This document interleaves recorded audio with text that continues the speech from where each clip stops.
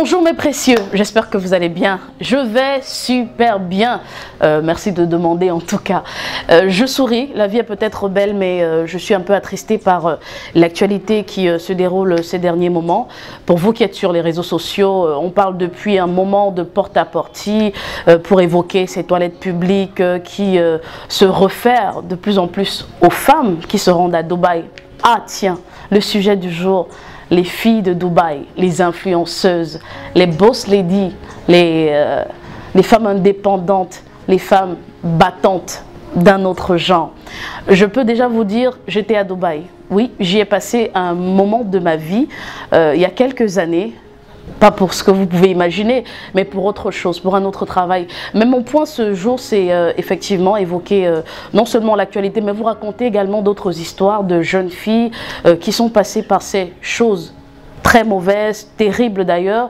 C'est vrai que chacun vit sa vie, on est libre, mais attention, quel effet les actes que vous posez peuvent avoir sur vous, sur votre entourage. J'en connais qui sont décédés malheureusement, et dont les familles souffrent encore aujourd'hui. Et donc, comme je vous disais, j'ai passé un moment de ma vie à Dubaï. Je rappelle déjà que Dubaï, ce n'est pas un pays du tout. C'est une ville des Émirats Arabes Unis qui est super sollicitée comme, on va le dire, un peu comme Douala ou Abidjan, pour citer simplement ces deux capitales-là, où de façon cosmopolite, les gens se retrouvent pour faire des affaires, pour, je sais pas moi, échanger, faire des rencontres, créer des partenariats. Et donc à Dubaï, on a une certaine architecture qui attire les touristes qui convergent vers cette ville-là. On a de shopping de luxe, on a tellement de choses que les gens partent faire là-bas, notamment les affaires. Et donc, quelles sont les affaires que certaines filles se retrouvent là-bas à faire? De mon observation à cette époque-là, il y a beaucoup de filles qui sortent des capitales africaines, du Nigeria, de la Côte d'Ivoire, du Togo, du Ghana, du Kenya. Bref, la plupart des jeunes femmes africaines s'y retrouvent à la recherche, dit-on, d'un travail, mais d'autres y vont avec un objectif carrément précis. Et donc j'ai rencontré une fille qui s'appelait, parce que malheureusement elle est décédée, elle s'appelait Flore, camerounaise de son état. Et donc j'ai vécu cette histoire avec elle. Flore, c'est cette jeune fille qui en réalité est partie de son pays parce qu'elle a eu un contact avec un compatriote qui l'invitait à Dubaï pour un travail dans une maison chez un arabe. Elle y est arrivée, malheureusement son contrat n'a fait que 2 mois. Elle était censée être ménagère dans cette maison-là. Elle n'a pas bien apprécié effectivement le traitement, il paraît qu'on la maltraitait et tout ça. Elle a donc décidé de résilier le contrat. Chose faite parce que le gars qui l'a amené, ce qu'on appelle sponsor sur les lieux là-bas, a créé pas mal de soucis entre l'arabe et elle. Elle a décidé donc de se jeter dans la nature. Et dans cette nature-là, elle a fait des rencontres. Des jeunes filles africaines d'autres pays. Et donc ces jeunes filles-là qui en réalité sont sur le territoire depuis un long moment et qui font le business de ce qu'on peut appeler aujourd'hui la prostitution. C'est vrai qu'il y a un terme utilisé là-bas. Flore s'est lancée dans l'aventure avec sa copine. Alors il se trouve que les soirs, il y a des endroits cachés, des couloirs un peu illégaux dans lesquels se retrouvent les hommes riches qui sont à la recherche de la chair fraîche, des filles mannequins, des filles qui ont des beaux corps, des filles qui ont des poitrines qui s'affirment effectivement pour nourrir leurs fantasmes. Et donc Flore m'a fait la confidence selon laquelle elle est allée avec pas mal d'hommes. Si je vous donne le nombre, vous allez simplement peut-être ne pas croire, mais elle me parlait d'environ 200 hommes sur le nombre d'années qu'elle avait déjà vécu en vivant à Dubaï. Vous imaginez une femme encaisser autant d'organes sexuels des hommes parce qu'elle est à la recherche de l'argent. Alors, elle qui est entrée dans le réseau, c'était quoi le souci? Le souci, enfin, c'était de satisfaire sexuellement les hommes avec qui elle entrait en contact. Alors la jeune fille qu'elle a rencontrée, c'était un groupe de filles, mais particulièrement elle était suivie par une fille, on va dire nigériane, qui l'a mise en contact avec son réseau d'hommes. Et donc ces hommes se retrouvent dans ces lieux-là pendant les soirs. Et c'est comme je vais vous appelez souvent quoi, je ne vais pas prononcer le terme pour éviter peut-être la censure, mais on se retrouve dans une salle, non pas autant d'hommes que de femmes, mais un nombre d'hommes et un nombre réduit de femmes. Et donc ces femmes-là sont censées répondre à toutes les sollicitations de ces hommes, des moins bonnes aux extravagantes ou encore aux sollicitations suicidaires pour avoir de l'argent comme récompense. Je peux vous dire que c'est triste. Alors Flore m'a fait savoir effectivement qu'elle ne considérait plus son corps comme quelque chose de précieux parce qu'il y était passé, il avait été utilisé de toutes les façons, de la torture, de la réception de la merde sur le visage, de la consommation des urines, de l'accouplement avec des animaux, chats, cheval, chiens, de l'accouplement avec les adolescents de 12, 13, 14, 15 ans par là, en passant par une certaine maltraitance qui donne du plaisir à ces hommes qui les sollicitaient. Et donc elle ne se considérait plus vraiment comme quelqu'un de précieux. Elle gagnait beaucoup d'argent, certes. Elle vivait dans une maison de rêve. Elle achetait tout ce qu'elle voulait. D'ailleurs, à cette époque-là, les perruques n'étaient pas vulgaires comme aujourd'hui. Et donc, c'était au moins 3 ou 4 perruques par jour, hein, on va le dire, parce qu'il fallait toujours qu'elles soient propres, bien soignées. Et d'ailleurs, l'image qu'elle renvoyait aux autres jeunes filles, à ses compatriotes restés au pays, bah, c'était que la vie est belle. Sauf que l'envers du décor, c'était la souffrance qu'elle pouvait endurer. Un jour, elle en a eu marre. Après 6 ans passés dans ce genre de vie, dans cette prison, elle a décidé de revenir au pays. Et quand elle est revenue au pays, elle a organisé un événement grandiose, effectivement, pour faire façon et dire la Mbenguiste est là. Ils se font appeler souvent les pétroliers, la pétrolière, la go argentée. Elle est venue et dans son quartier, ça faisait fort, ça faisait boom, parce qu'elle a invité tout le quartier. Je n'exagère pas, je n'exagère pas. Elle a invité tout le quartier pour faire la fête. Alors, elle m'a dit qu'elle avait dépensé environ 13 millions par là pour cette fête-là. D'ailleurs, on avait installé la bière coulée à flot, tout type de vin, de boissons. C'était comme le Salaka. 6 ans sans voir son pays, sans voir ses frères et sœurs et revenir, bah, c'était la célébration. Quelque temps après, elle a décidé de se confier à sa maman, sa génitrice. Parce que sa mère lui demandait, mais pendant tout ce temps, c'est vrai que tu nous envoyais des photos et tout ça, mais quel est le travail que tu faisais réellement là-bas? Elle dit non maman, je travaille. Elle a inventé une histoire comme quoi elle faisait dans le placement, elle faisait les affaires. En fait, le terme global c'est les affaires. Mais quand sa mère lui a demandé quelle affaire précisément, elle disait non, elle faisait dans le placement d'argent. Les mamans ne comprennent pas forcément, le français est compliqué. La maman a dit ok. Sauf qu'un jour, elle a commencé, 2 semaines après être arrivée dans son pays, enfin sur le terroir, elle a commencé à faire, on va dire quoi, elle est tombée malade, plus simplement. Elle est tombée malade, elle a commencé à maigrir, son visage s'écaillait, son visage séchait, parce que vous savez, les climats ne sont pas pareils, mais aussi elle n'avait plus le même traitement que quand elle était effectivement à Dubaï. Et donc la peau de son corps commençait à quitter, elle avait des malaises bizarres. À l'hôpital, on faisait tout type d'examen, mais on ne trouvait rien du tout. Et quand elle a senti qu'elle était à l'article de la mort, elle a décidé de se confier à sa maman.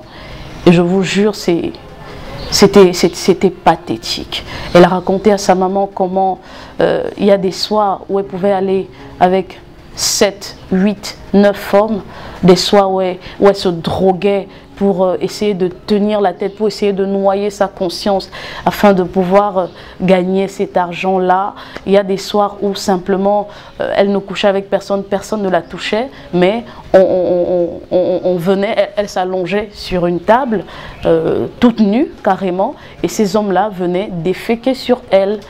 et après on oignait son corps avec les déchets humains, la merde, et donc après, enfin, une fois que son corps était oint, il ricanait, il rigolait, il fumait, il pissait sur elle, lui crachait dessus et tout ça. Bref, c'était horrible. Et elle a demandé à sa maman, est-ce que tu as un pasteur, un homme de Dieu à qui je peux me confier? Est-ce que le Seigneur peut me pardonner mes fautes et tout ça? Elle n'a pas résisté. 6 mois après, elle est décédée. Tout ça pour dire que ce qui brille n'est pas or. Tout ce qui brille n'est pas or. Je m'adresse à toi, jeune fille. Tu as 22 ans, tu as 23 ans. Tu es étudiante, tu as une camarade de classe qui met une perruque par jour, 3 vêtements à chaque rencontre, qui se make-up à tout moment et qui te dit, écoute, j'ai mon gars qui est ci, qui est ça, je vais en vacances à Dubaï, mais seulement te dit-elle ce qu'elle va y faire? Il y a beaucoup d'étudiantes qui sont engrainées dans ces choses-là, mais qui en réalité veulent peut-être parler mais ne savent pas à qui parler ou à qui se confier. C'est peut-être une bonne chose que l'affaire de Porta-Potty ait explosé sur Internet. Il y a des femmes courageuses qui ont décidé de se confier. On va dire peut-être que les moins courageuses se sont suicidées. Je ne suis pas là pour juger de leur courage ou pas. Je n'ai pas une machine pour mesurer l'ampleur de leur courage. Mais il y en a qui se sont suicidés. Il y en a encore qui sont dans le noir, que vous admirez, mais qui vous envient en fait, qui envient votre position. Simplement parce que la dignité, elles n'ont plus. La bonne conscience, elles l'ont perdue. Mais elles se cachent derrière des masques de make-up, de vêtements chers, de sacs à main chers, de chaussures chères. On veut les loups-boutins, on veut les escarpins, on veut des chaussures de marque, on veut ci, on veut ça. Ma chère sœur, mon cher frère, parce que ça ne concerne pas que les femmes, les hommes aussi sont concernés. Jeunes garçons, vous avez quel âge pour avoir de grosses voitures? Il y en a qui signent des pactes, ils décident de vendre leur âme au diable. Il y en a également qui, effectivement, gagnent proprement leur vie. Mais honnêtement, de plus en plus, la société se dégrade et on veut vite arriver. Quelles sont les valeurs que vous transmettrez aux générations futures? Est-ce que seulement vos parents, peut-être ils sont riches, ils vous ont donné la clé de leur succès, mais vous voulez ramer à contre-courant parce que vous convoitez un tel, parce que vous convoitez une telle, parce que vous voulez aller plus vite, vous voulez être à la une, vous voulez les likes, vous voulez le nombre de vues, vous voulez tellement de followers, vous voulez qu'on chante vos louanges. À quel prix? Votre conscience est interpellée. L'avenir de votre génération en dépend. Vous aurez sûrement des enfants, vous aurez des choses à leur dire, mais que leur direz-vous? J'interpelle simplement votre conscience. J'espère n'avoir pas choqué, j'espère n'avoir pas blessé. J'ai simplement tout fait pour attirer votre attention sur des faits. Maman, discute avec ta fille. Maman, fouille le téléphone de ta fille. Maman, même si elle est majeure, questionne ses amitiés, questionne ses relations, questionne son entourage. Papa, sois un modèle pour tes enfants. Papa, parle à tes enfants. La tablette ne suffit pas, l'Android ne suffit pas. Sais-tu seulement qui sont ses amis? Sais-tu quelles sont les conséquences? J'ai mal. J'ai tellement mal. Parce que nous voulons bâtir une nation. Nous voulons bâtir un avenir meilleur. Vous avez des gens qui ont été des modèles. Vous avez des hommes et des femmes qui aujourd'hui sont adulés. On répète les noms à chaque fois qu'on veut faire référence à un modèle. Pas forcément parfait, mais un modèle de réussite inspirant. Mais ces gens-là, à chaque fois, nous disaient, le secret, c'est le travail. Vous avez des histoires inspirantes. Pourquoi ne voulez-vous pas transpirer pour gagner votre pain? Pourquoi ne veux-tu pas, toi, mon frère, ma soeur, respecter le process? C'est vrai, tu as une destinée brillante, mais ne brûle pas les étapes. La preuve, quand vous avez ces millions, quand vous avez ces milliards, après, il y a toujours quelque chose qui vous rappelle que, écoute, Quelque part, tu es vide. Quelque part, quelque chose te manque. Et quand les jeunes vous interpellent pour questionner un peu votre richesse ou votre parcours, soit vous vous énervez, soit vous tombez dans l'invective, dans l'injure, simplement parce que vous n'avez rien à leur dire. Mais il n'est pas tard, vous pouvez encore changer. C'est encore possible de changer. C'est possible de se confesser. Oui, au moins vous savez que Dieu existe. Il peut vous écouter. Il peut vous pardonner. Vous pouvez repartir sur de bonnes bases, sur de nouvelles bases. C'est possible. Je vais m'arrêter là pour simplement vous dire, demain sera meilleur si et simplement vous choisissez d'être du bon côté de l'histoire. Je fais ma part, attirer votre attention, tirer la sonnette d'alarme. À vous de jouer votre rôle, mais surtout de rallumer cette flamme d'espoir qui brille dans le cœur de vos enfants, qui brille dans le cœur des voisins, des enfants qui vous regardent, des personnes qui vous admirent sur le digital. On est à l'ère du beau, tout le monde veut paraître, c'est bien beau, on est d'accord. Mais après, quand vous êtes dans votre chambre, que vous dit votre conscience, est-ce que vous êtes satisfait de la vie que vous menez? Ou alors est-ce que vous étouffez votre conscience? Des histoires, on en a pêle-mêle et on en parlera tout au long de notre aventure. Puisqu'on s'est rencontrés, on ne va plus se lâcher. Et donc, prenez simplement le soin de vous abonner au bas de notre page. Cliquez sur le pouce j'aime. Et si vous avez appris quelque chose, partagez. Ça peut sauver une vie. D'ici là, prenez bien soin de vous. Et à très vite pour une autre édition. On se parlera. Si vous avez des commentaires à laisser, si vous avez également une histoire à nous raconter, faites-nous un message. On se chargera de vous joindre. À très bientôt.